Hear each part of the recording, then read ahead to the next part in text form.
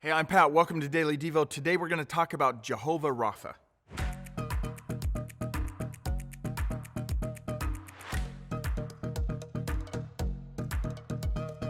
Jehovah Rapha is one of the names of God few of you may be familiar with. It is first used in Exodus chapter 15. The context of the passage is the Israelites had just witnessed the miracle of crossing the Red Sea and had been moving through the desert, but had run into a problem that people in a desert often run into: no water.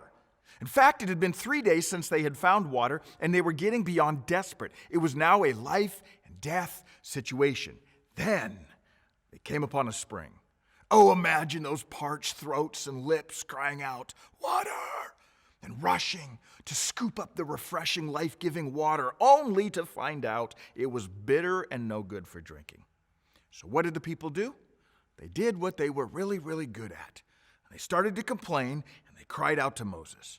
Moses has no answer, so he begs God for deliverance. God shows him a piece of wood, tells him to throw it into the bitter water. Moses, seen enough crazy things the past few months that he doesn't question how in the world a piece of wood is going to help the situation. He does it, and the water became fresh, clean, life-giving water. It was at this place where God sets up some instructions for the people and will first use this new name or title for himself.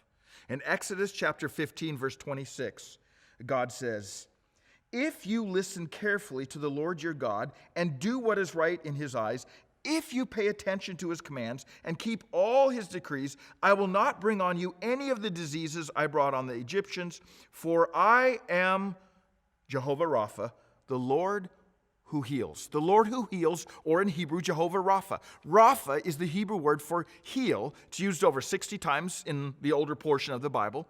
And this name of God points to the truth that God is the one who will provide the final cure for all sicknesses. I emphasize all because I'm referring to our spiritual, physical, and emotional sicknesses.